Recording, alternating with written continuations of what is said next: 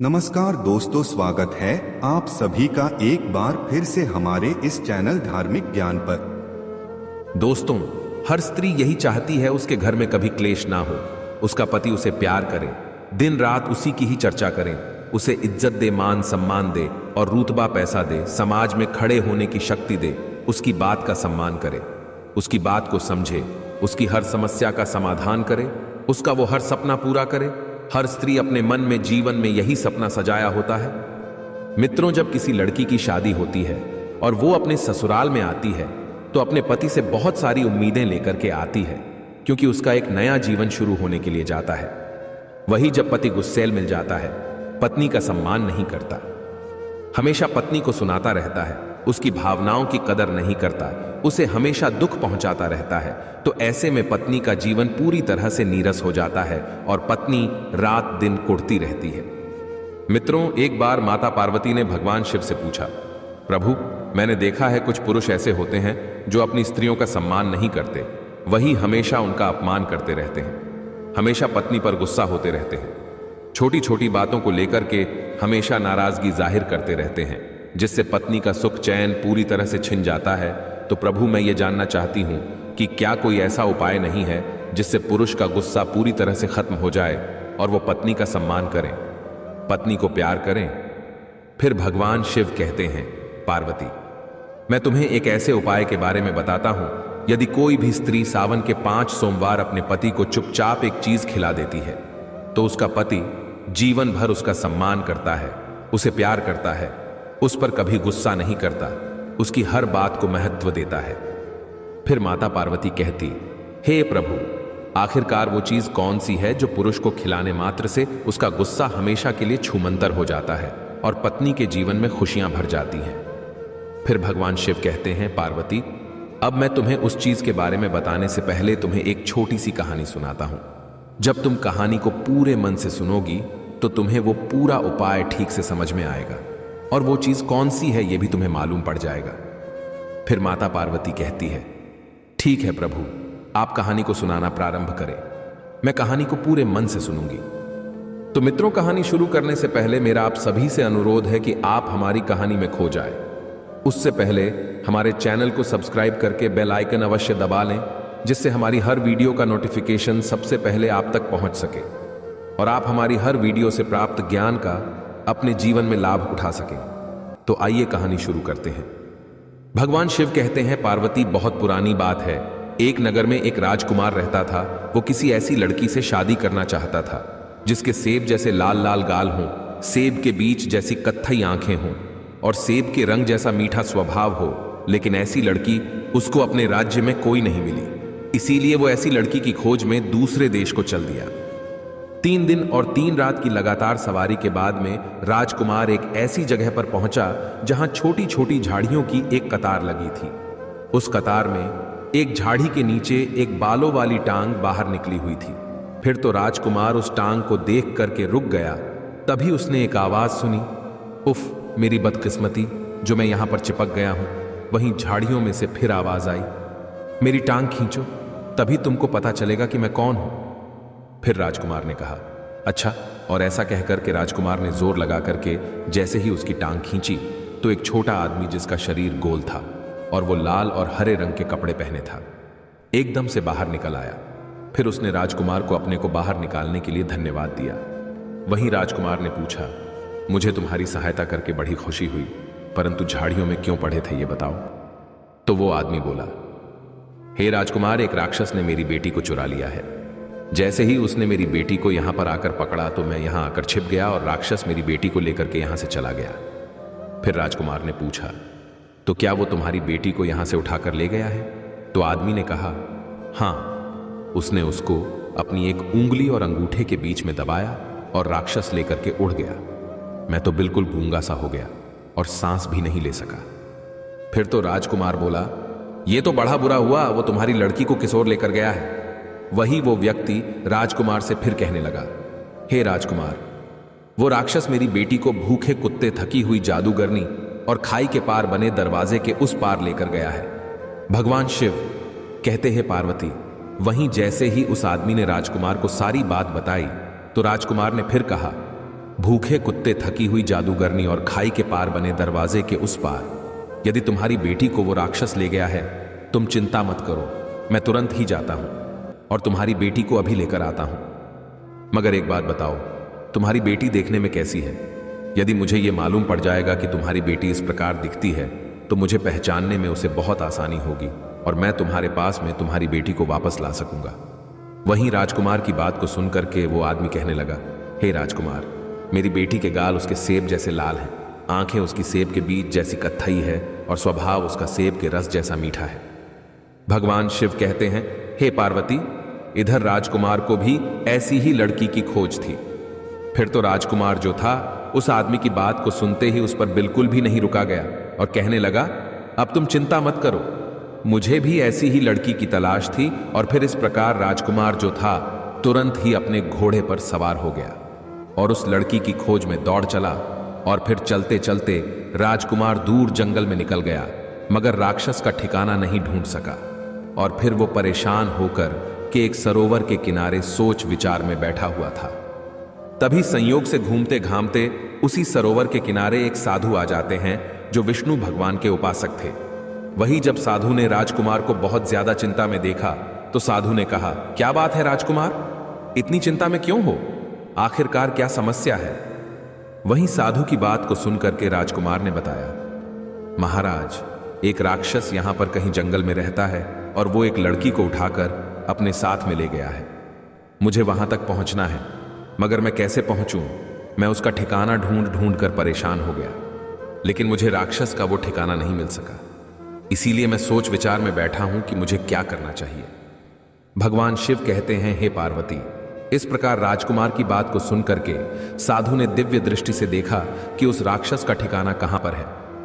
फिर देखने के बाद में साधु ने राजकुमार से कहा, राजकुमार, मैं तुम्हें उस राक्षस का ठिकाना बताता हूं, मगर एक बात और ध्यान रखना, जब तुम राक्षस के पास जाओगे तो तुम्हें कई समस्याओं से होकर के गुजरना पड़ेगा। अब मैं तुम्हें बताता हूं तुम्हें कौन सी समस्याओं से गुजरना पड़ेगा। जब तुम राक्षस के ठिकाने पर पहुंचोगे तो सबसे पहले तुम्हें एक कुत्ता मिलेगा जो बहुत ही गुस्से वाला है, और मैं तुम्हें बताना चाहता हूं कि वो असल में कुत्ता नहीं है, वो एक राक्षस है और कुत्ते के रूप में पहरेदारी करता है। और यदि कोई उस गुप्त स्थान पर घुसने की कोशिश करता है तो वो कुत्ता उस पर हमला कर देता है और उसे खत्म कर देता है। वहीं जब तुम और आगे बढ़ोगे तो तुम्हें एक जादूगरनी मिलेगी जिसे किसी इंसान को देखते ही इतना गुस्सा आता है कि वो गुस्से से लाल हो जाती है और सामने वाले इंसान को मारकर खा जाती है। और फिर तुम जब और आगे बढ़ोगे तो तुम्हें एक दरवाजा मिलेगा जो असल में दरवाजा नहीं है, वो भी एक राक्षस है जो दरवाजे के रूप में पहरेदारी करता है और फिर उसमें प्रवेश करने वाले इंसान को तुरंत ही खा जाता है।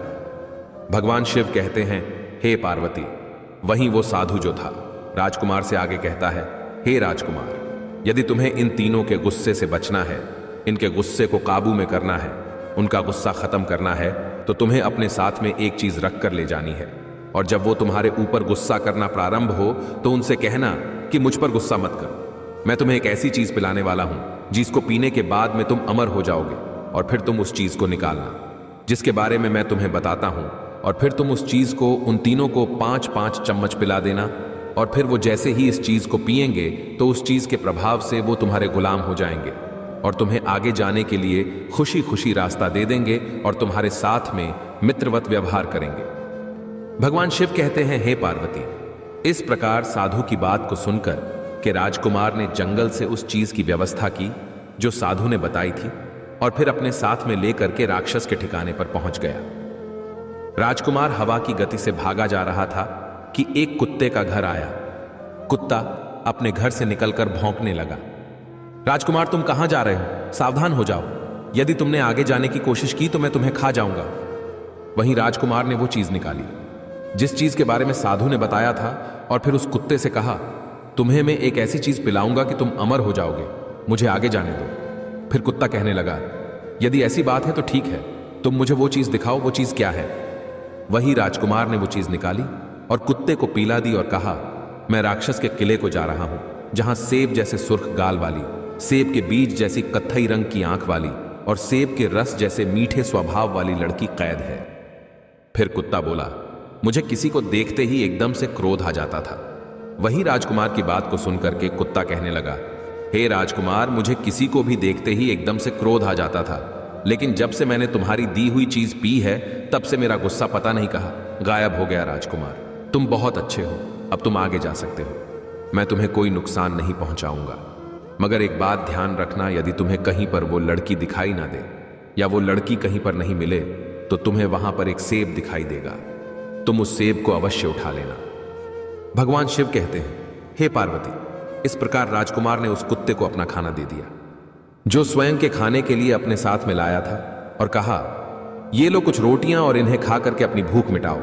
और फिर राजकुमार ने ऐसा कहकर के उस कुत्ते को अपनी सारी रोटियां दे दी, और फिर कुत्ते ने खुशी से वो रोटियां खाई और राजकुमार से बोला, जाओ राजकुमार, भगवान करे कि तुम उस लड़की को छुड़ाने में कामयाब हो, मगर ये जरूर याद रखना, अगर तुम्हें वो लड़की कहीं पर दिखाई ना दे तो वहां पर तुम्हें एक सेब जरूर दिखाई देगा, उस सेब को तुम जरूर उठा लेना। इस प्रकार राजकुमार फिर अपने घोड़े पर चढ़ा और कुत्ते के ऊपर से छलांग लगा दी और हवा की गति से अपने घोड़े को दौड़ाता हुआ वो जादूगरनी के घर के पास आ गया। वहीं जादूगरनी ने कहा, ए राजकुमार, सावधान हो जाओ, यदि आगे बढ़े तो मैं तुम्हें जिंदा खा जाऊंगी। वहीं राजकुमार ने जादूगरनी को भी वो चीज पिला दी और फिर राजकुमार ने जवाब दिया, मैं राक्षस के किले को जा रहा हूं, जहां सेब जैसे सुर्ख गाल वाली, सेब के बीज जैसी कत्थई रंग की आंख वाली और सेब के रस जैसे मीठे स्वभाव वाली लड़की कैद है। फिर तो जादूगरनी का गुस्सा ठंडा हो गया और राजकुमार से कहा, ठीक है, तुम यहां से आगे जा सकते हो, मैं तुम्हें कोई नुकसान नहीं पहुंचाऊंगी। और फिर जादूगरनी की बात को सुन करके राजकुमार ने जादूगरनी को एक कंबल भेंट किया, तो जादूगरनी ने उस कंबल को अपने शरीर के चारों ओर लपेट लिया और कहने लगी, राजकुमार, तुम बहुत अच्छे हो, मैं तुम्हें कोई नुकसान नहीं पहुंचाऊंगी, तुम यहां से आगे जा सकते हो। भगवान करे कि तुम उस लड़की को छुड़ाने में कामयाब हो जाओ, पर याद रखना, अगर तुम्हें वो लड़की वहां पर ना मिले तो वहां पर एक सेब रखा होगा, तुम उस सेब को जरूर उठा लेना। भगवान शिव कहते हैं, हे पार्वती, इस प्रकार राजकुमार जो था जादूगरनी के मकान के ऊपर से छलांग लगाता हुआ हवा की तरह तेजी के साथ में उस लड़की की खोज में आगे चल दिया और फिर वो एक दरवाजे के पास में आया जो एक राक्षस के रूप में खड़ा हुआ था। वही वो दरवाजा जो था राजकुमार को देख करके कहने लगा, हे राजकुमार, सावधान हो जाओ, यदि तुमने एक कदम भी आगे बढ़ाया तो मैं तुम्हें खा जाऊंगा। वहीं राजकुमार ने उस राक्षस को भी वो चीज पिला दी और उसका गुस्सा शांत कर दिया और कहा, मैं राक्षस के किले को जा रहा हूं, जहां सेब जैसे सुर्ख गाल वाली, सेब के बीज जैसी कथई रंग की आंख वाली और सेब के रस जैसे मीठे स्वभाव वाली लड़की कैद है। फिर तो दरवाजे ने कहा, मेरा गुस्सा पता नहीं कैसे शांत हो गया, तुम बहुत अच्छे राजकुमार हो, अब मैं तुम्हें रास्ता देता हूं, तुम आगे जा सकते हो। वही राजकुमार ने दरवाजे की जंग को साबुन से साफ किया तो दरवाजा खुश होकर बोला, जाओ राजकुमार, जाओ, भगवान करें कि तुम उस लड़की को छुड़ाने में अवश्य कामयाब हो, मगर एक बात ध्यान रखना, अगर तुम्हें वहां पर वो लड़की दिखाई ना दे तो वहां पर तुम्हें एक सेब रखा हुआ जरूर दिखाई देगा, फिर तुम उस सेब को अवश्य उठा लेना। इस प्रकार राजकुमार ने दरवाजे के ऊपर से छलांग लगाई और फिर घोड़ा नाचता चला गया। इस प्रकार वो राजकुमार जो था आखिरकार राक्षस के किले तक पहुंच गया और वो सीधा अपने घोड़े को सीढ़ियां चढ़ाता हुआ सामने वाले दरवाजे पर पहुंच गया। वहीं जब वो किले के पीछे पहुंचा तो उसे वहां पर कोई राक्षस दिखाई नहीं दिया, ना वो लड़की दिखाई दी। फिर वो आगे वाले कमरे में गया पर वहां भी उसे कोई दिखाई नहीं दिया। फिर वो राजकुमार रसोई में गया, वहां भी उसे कोई राक्षस दिखाई नहीं दिया, ना वो लड़की दिखाई दी। इसके बाद में वो राक्षस के सोने वाले कमरे में पहुंचा, वहां उसने खर्राटों की आवाज सुनी, उसके अंदर झांक कर देखा तो राक्षस गहरी नींद में सो रहा था और पास में ही एक तश्तरी में एक सेब रखा हुआ था। तभी राजकुमार को याद आया कि सभी ने उसे क्या कहा था, अगर तुम्हें वो लड़की वहां पर दिखाई ना दे तो तुम्हें वहां पर एक सेब रखा हुआ जरूर दिखाई देगा, जिसे तुम अवश्य उठा लेना। भगवान शिव कहते हैं, हे पार्वती, फिर तो राजकुमार ने जैसे ही उस सेब को उठा लेना चाहा तो सेब को छूने से पहले ही वो सेब जो था एक लड़की में बदल गया, जिसके गाल सेब की तरह सुर्ख थे और आंखें सेब के बीजों की तरह कत्थई रंग की थी। फिर लड़की ने रो करके राजकुमार से कहा, हे राजकुमार, मुझे बचा लो, मुझे यहां से ले चलो। वहीं राजकुमार कहने लगा, अब तुम चिंता मत करो, जल्दी से मेरे पास आओ और हमारे साथ चलो, मेरा घोड़ा नीचे खड़ा है। और फिर इस प्रकार राजकुमार जो था उस लड़की को लेकर के वहां से भाग लिया। वहीं राजकुमार ने लड़की को घोड़े पर बिठाया और दौड़ चला, तभी राक्षस की यहां खुल गई और वहीं से राक्षस चिल्लाया, हे दरवाजे, जल्दी से उसे रोको। तो दरवाजा कहने लगा, मैं नहीं रोकूंगा, उसने मेरे जोड़ों में साबुन लगाया है। और इस प्रकार कह करके दरवाजे ने राजकुमार को वहां से आगे जाने के लिए रास्ता दे दिया। फिर तो राजकुमार उस लड़की को लेकर के दरवाजे के ऊपर से निकल गया। वहीं राक्षस जो था राजकुमार के पीछे भागा और चिल्लाया, हे जादूगरनी, जल्दी से इस राजकुमार को रोको, ये यहां से जाने ना पाए। तो जादूगरनी कहने लगी, मैं नहीं रोकूंगी, क्योंकि राजकुमार ने मुझे सोने के लिए एक मखमली कंबल दिया है। इस प्रकार राजकुमार उस लड़की को लेकर के वहां से भी आगे निकल गया। वहीं राजकुमार अपना घोड़ा दौड़ाता हुआ वहां से आगे चला गया। वहीं राक्षस जो था वो भी अपनी पूरी गति के साथ में उस राजकुमार के पीछे भाग रहा था।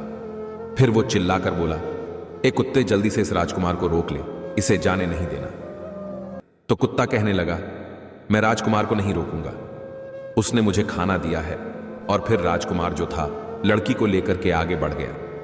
भगवान शिव कहते हैं, हे पार्वती, इस प्रकार राजकुमार का सभी ने साथ दिया। और जब राक्षस उस राजकुमार के पीछे आया और कुत्ते के पास में पहुंचा तो कुत्ते ने राक्षस के पैर में काट लिया और फिर पकड़ लिया। उधर राजकुमार जो था तब तक भागता चला गया जब तक कि वो झाड़ियों की कतार नहीं आ गई जहां पर उस लड़की का पिता छिपा हुआ था। उधर घोड़े की टाप की आवाज सुनकर के वो आदमी फिर से वहीं पर छिप गया और फिर राजकुमार ने फिर उसकी टांग पकड़कर उसको बाहर निकाला। असल में वो आदमी घोड़े की टाप की आवाज सुनकर डर गया था और फिर से झाड़ियों में छिप गया था। वहीं उस आदमी को अपनी बेटी पाकर बड़ी खुशी हुई और राजकुमार के कहने पर उसने अपनी बेटी की शादी राजकुमार के साथ में कर दी। इस प्रकार राजकुमार को अपनी मनपसंद पत्नी मिल गई और फिर वो उसको लेकर के खुशी खुशी घर वापस आ गया और उससे शादी करके आराम से रहने लगा। भगवान शिव कहते हैं, हे पार्वती, इस प्रकार समय के साथ ही राजकुमार गलत संगत में पड़ गया और अपनी पत्नी पर बहुत ज्यादा गुस्सा करने लगा, अत्याचार ढाने लगा। राजकुमार का स्वभाव जो था गुस्सैल प्रकार का हो गया। वही जब राजकुमार की पत्नी बहुत ज्यादा परेशान होने लगी, बहुत ज्यादा परेशान रहने लगी, अपने पति से प्रताड़ित होने लगी, तो रात दिन चिंता के मारे कुढ़ने लगी। और फिर कुछ ही दिनों के बाद में वो ही साधु जिसने राजकुमार को गुस्सा करने वाली चीज के बारे में बताया था, एक दिन राजकुमार के दरवाजे पर भिक्षा मांगने के लिए आया।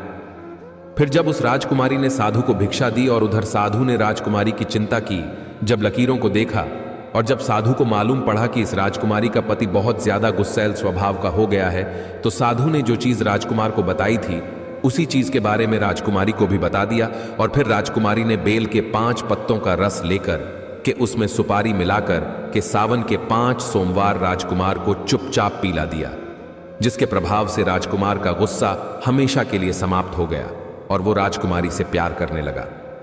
वही अंत में माता पार्वती कहती हैं, प्रभु, अब मैं समझ गई, यानी जो भी स्त्री बेल के पत्तों को सावन के 5 सोमवार सुपारी में मिला करके बेल के पत्तों के रस को चुपचाप अपने पति को पीला देती है, उसके पति का गुस्सा हमेशा के लिए छूमंतर हो जाता है।